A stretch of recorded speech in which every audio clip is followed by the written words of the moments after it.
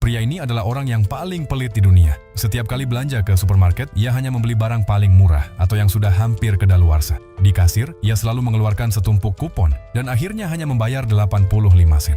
Untuk menghemat tagihan air, setiap kali menyalakan keran, ia hanya membukanya sedikit agar meteran tidak berputar terlalu cepat. Ketika pasta giginya tersisa sedikit, ia menggulungnya dengan tangan sampai benar-benar habis. Bahkan saat membakar dupa untuk orang tuanya, ia memotong satu batang menjadi 3 bagian agar lebih hemat. Untuk sarapan, ia hanya makan 1 butir telur setiap hari. Total pengeluaran hariannya tidak pernah lebih dari Rp20.000. Setelah 30 tahun kerja keras dan berhemat, akhirnya ia berhasil menabung sebesar 11 miliar rupiah. Namun, tepat ketika ia bersiap pensiun untuk menikmati hidup duniawi, ia tiba-tiba pingsan di dalam lift. Di rumah sakit, dokter mengatakan ia punya tumor otak. Ia pun tak percaya dan pergi ke rumah sakit lain. Tapi untuk tes yang sama, rumah sakit itu mengenakan biaya tambahan sebesar Rp500.000, sehingga ia memilih kembali ke rumah sakit pertama untuk berhemat. Sayangnya, saat itu tumornya sudah semakin parah. Dokter berkata hidupnya hanya tersisa 30 hari. Dengan hati hancur, ia pergi ke makam orang tuanya, menangis, dan menceritakan semua penderitaannya. Setelah itu, ia menarik semua tabungannya dari bank, lalu menghubungi sahabat-sahabatnya. Mereka memesan hotel mewah, makan makanan mahal yang belum pernah mereka coba sebelumnya, menyewa mobil sport dengan harga 16 juta rupiah per hari, bahkan membeli troli penuh koin hanya untuk bermain game. Mereka juga membeli ratusan botol minuman keras, dan ketika tak sanggup menghabiskannya, mereka memberikannya kepada para pelayan.